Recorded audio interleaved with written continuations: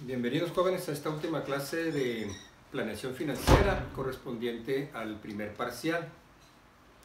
Recuerden que este examen comprende las unidades 1 y 2. La unidad 1 pues fue solamente conceptos de la planeación financiera o de las finanzas, y en la unidad número 2 pues vimos razones financieras. Está ahí en sus apuntes, que lo van a tomar como si fuera libro de texto. Vimos 3 ejercicios que creo que son suficientes para comprender cómo se interpretan y cómo se usan las razones financieras. Este último tema es el que viene al final en sus apuntes, en la unidad número 2, que es una aplicación de las razones financieras para obtener una calificación global. Cuando hacemos uso de esta técnica para hacer un diagnóstico sobre la situación de la empresa, la situación financiera, pues hacemos observaciones si la empresa se encuentra bien en la liquidez, si tiene demasiado endeudamiento, si tiene problemas con los inventarios, y al final podemos hacer un resumen general del desempeño de la empresa, diciendo pues en qué áreas la empresa está bien, en qué áreas la empresa tendría que revisar, pues para tratar de corregir un mal desempeño. Esta aplicación, la ventaja es que nos da una calificación global en un solo número, de tal manera que podamos decir con ese solo número si la empresa está bien o está mal. La otra ventaja de este método es que tome en cuenta un conjunto de razones financieras que son importantes para esa empresa. Claro está que hay diferencias entre las empresas, ya sea por su tamaño, el tipo de proceso que utilizan, los mercados a los cuales están dirigidos, por ejemplo, si son tiendas comerciales, si son empresas turísticas, si son empresas de manufactura, empresas de transformación, empresas de explotación de recursos naturales. Hay diferencias muy significativas entre todas ellas. Por lo tanto, algunas de estas razones financieras pueden ser más importantes para cierto tipo de empresas que para otro tipo de empresas.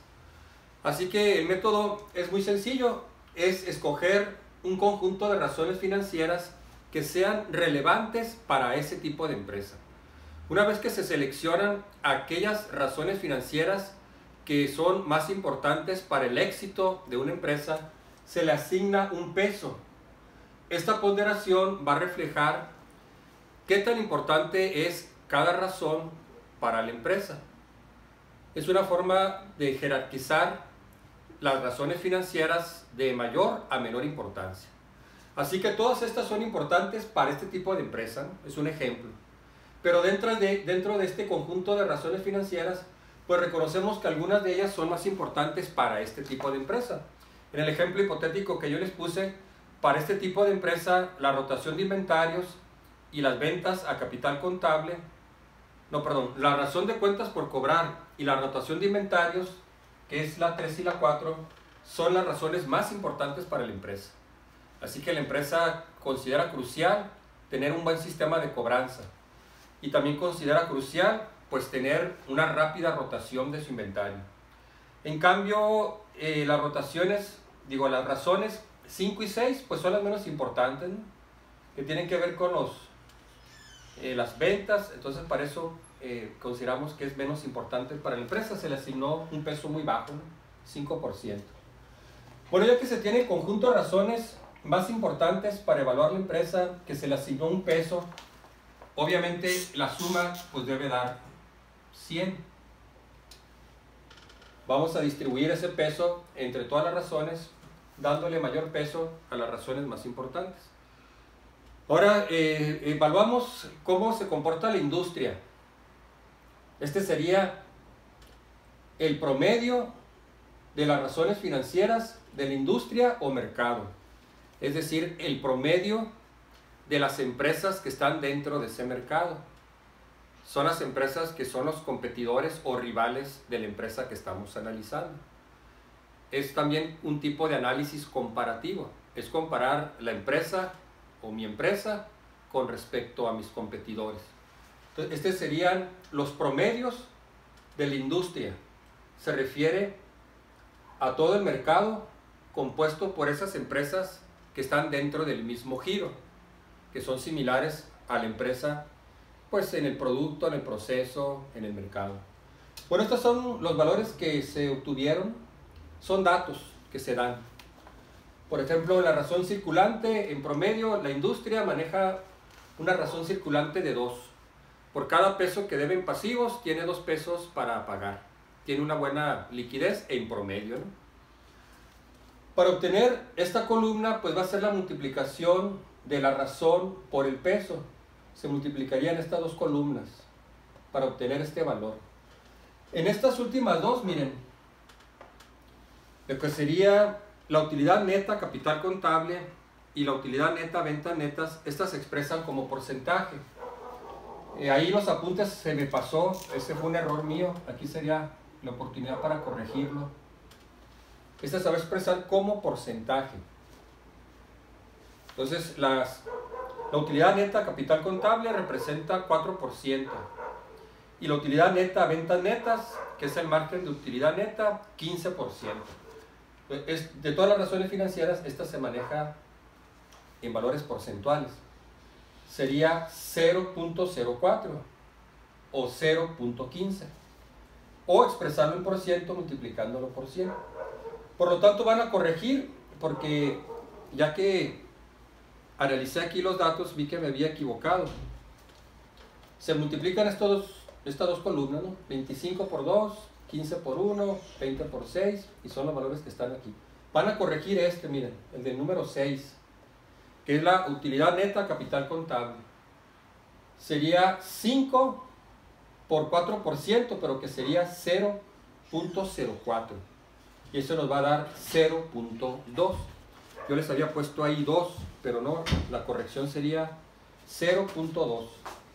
Aquí también sería 10 por 0.15, porque ese 15 es 15%.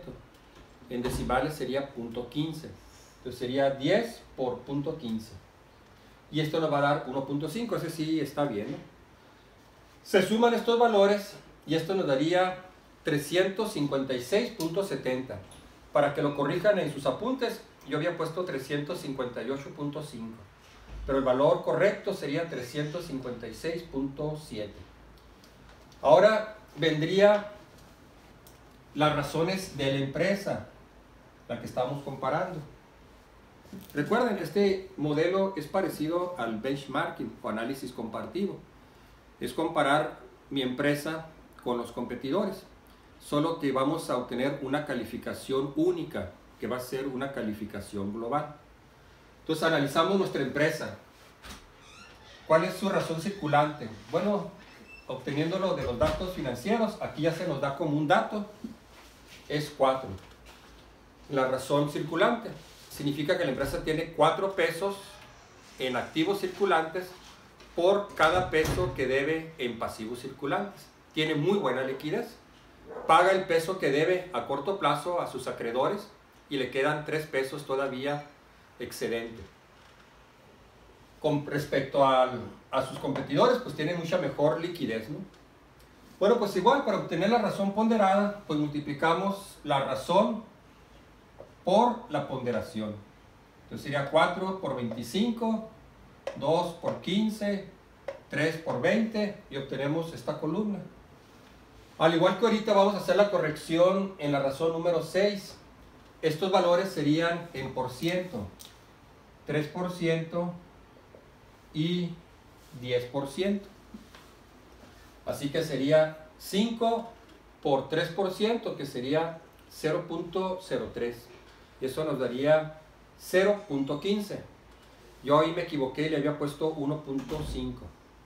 El otro sería 10%, que es el peso de esta razón, la número 7, por el valor que se obtuvo de la empresa, 10%, que sería 0.10. Entonces sería 10 por 0.10, y eso nos da 1. Bueno, hacen la sumatoria, y si está correcto, pues sería 336.15. Yo había puesto ahí 337.5. Sí, no, 337.5 era el valor que está ahí en sus apuntes. Bueno, ese valor está incorrecto. Lo corrigen y les debe dar 336.15. Entonces, este valor es el promedio de la industria. Es el que para nosotros equivale a 100. 356.70 sería 100. La empresa obtuvo una calificación de 336.15. Bueno, con una regla de 3 obtenemos la calificación. Entonces sería 336.15 entre 356.7 por 100, una calificación de 94.23%. Redondeado 94%. Que es igual que viene ahí en los apuntes, 94%. No hubo mucha diferencia porque fue muy poquito, ¿no? Pero sí quería hacer la observación de que estas razones financieras se expresan en por ciento. O si no se expresan en por ciento, pues tenemos que ponerle 0.04 y 0.15. Entre más alto sea el valor arriba de 100, la empresa está mucho mejor. Entre más por debajo esté de 100, pues la empresa está con menor desempeño. Así que este sería el valor de la media, que nos indicaría si como empresa estamos por arriba de la media de nuestros competidores o estamos por debajo de la media de los competidores. Entonces, este es el valor global. Con un solo número tenemos una idea ya más precisa sobre el desempeño de la empresa. En este caso diríamos pues que la empresa se encuentra con una ligera desventaja con respecto a sus rivales dentro de ese mismo mercado. Al igual que en el análisis de razones financieras, pues tendríamos que investigar en qué puntos la empresa pues está en desventaja. Por ejemplo, en la número 3, que es la rotación por las cuentas por cobrar, pues la industria rota sus cuentas por cobrar 6 veces. O sea, su periodo promedio de cobranza es mucho menor. Mientras que aquí la empresa pues tiene una cobranza muy lenta, apenas rota 3 veces sus cuentas por cobrar, que es equivalente al periodo promedio de cobranza. Esta razón, según la empresa, es una razón muy importante. Es una industria que requiere recuperar sus cuentas por cobrar rápidamente. Así que ahí sí está en una clara desventaja con respecto a sus competidores. Bueno, muy bien, este sería pues todo el material de la segunda unidad. Pueden empezar a contestar los problemas que vienen en la segunda unidad, que sería la segunda tarea. Tienen la fecha límite que les mencioné para entregar. Pueden entregar la tarea si quieren antes. Yo se la reviso y les hago algunos comentarios. Si está bien, pues no hay ningún problema, ¿no? Algunas preguntas que les puse en las tareas de las razones financieras, pues tienen el propósito de que ustedes reafirmen las suposiciones de estas razones financieras. Por ejemplo, si una empresa va a pedir un crédito a un banco, el banco le va a pedir a la empresa los estados financieros para realizar un análisis de razones financieras. El banco quiere tener la certeza de que al otorgar ese crédito, la empresa va a cumplir con las obligaciones de pagar ese crédito.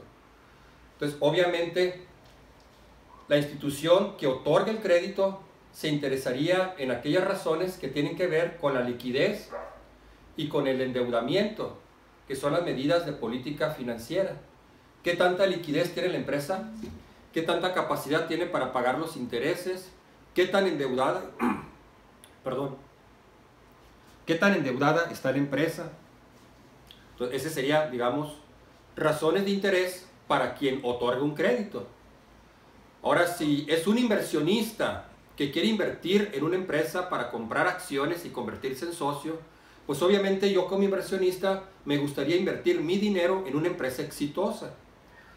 ¿Qué sería para mí una empresa exitosa? Pues que tenga un buen volumen de ventas, que maneje un buen margen de utilidad, que sea una empresa que genere una alta rentabilidad, que esté generando dividendos, que son los que se van a repartir esos dividendos o utilidades retenidas a los accionistas o a los dueños. Entonces yo como inversionista pues estaría interesado en ese tipo de razones financieras. Así que es ver, bueno, qué mide la razón financiera y a quién le puede interesar conocer cómo se desempeña la empresa, pues en algún renglón específico que lo puede medir la razón financiera. También, pues, las razones financieras nos presentan relaciones. De hecho, las razones financieras, pues, son relaciones, son proporciones. Bueno, si vendí cierta cantidad de ventas, tuve ventas por 100,000 pesos. Bueno, pues, y tengo cuentas por cobrar al final del año. Estas fueron las ventas del 2018. Y al cerrar el año me quedaron unas cuentas por cobrar de 10,000 pesos. Estas fueron las ventas de este año.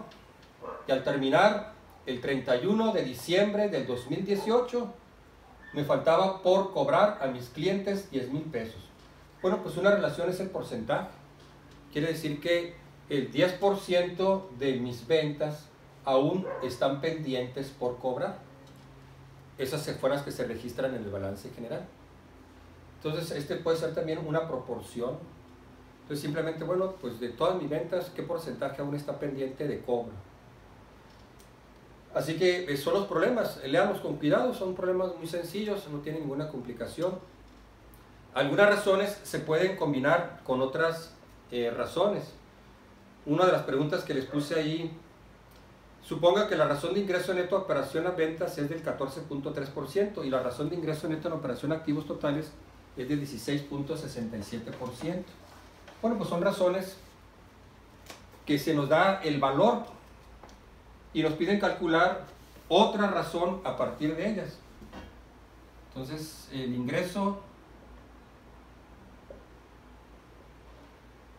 que sería la utilidad neta, ¿no?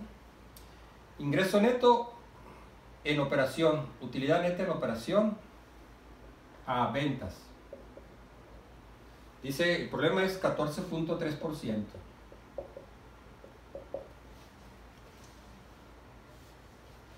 Entonces, el 14.3% de las ventas representa el ingreso neto en operación. Y luego dice, y la razón de ingreso neto en operación activos totales, ingreso neto en operación con respecto a activos totales. Dio 16.67%. Quiere decir que el 16.67% de los activos totales representan el ingreso para la empresa, o sea, la utilidad neta en operación o ingreso. En este problema, a la utilidad neta pues le llama así, ¿no? Ingreso neto, en este caso sería en operación. Y aquí estarían las ventas con respecto a las ventas y aquí con respecto a los activos. Y se podría calcular la rotación de activos totales. La rotación de activos totales, ahí en su formulario, pues serían las ventas entre el total de activos. Activos totales. Bueno, si conozco las dos razones que se nos dan en el problema, podría yo encontrar cuál es el valor de la rotación de activos totales. Pues sí, miren, aquí tienen las ventas, aquí tienen los activos. Simplemente es un desarrollo pues algebraico muy sencillo para poder encontrar este valor, que nos quede en el numerador las ventas y en el denominador los activos totales. Sería combinar estas dos razones pues para que obtengamos la relación ventas con respecto a activos totales. Entonces es cuestión quizá de pensar un poquito. Repito, no tiene nada de complicado. En el examen podría venir preguntas de las razones financieras y lo más importante, pues un problema para que ustedes apliquen las razones financieras y digan, bueno, la empresa tiene mayor liquidez este año que el año pasado, o la empresa tiene problemas con la cobranza con respecto a sus competidores, o sea, saber cuándo una razón nos dice que estamos bien o que estamos mal. Bueno, pues sería todo. Ya están aquí las clases completas para el primer parcial, junto con sus apuntes y las tareas, pues no van a tener ningún problema para presentar el examen y que puedan salir muy bien. Estoy a sus órdenes para que se pongan en contacto conmigo para cualquier duda, ya sea a través de una llamada, algún mensaje a mi WhatsApp o a través del correo. Muchas gracias por su atención y ya nos vemos en la próxima videoclase que correspondería ya pues a la tercera unidad.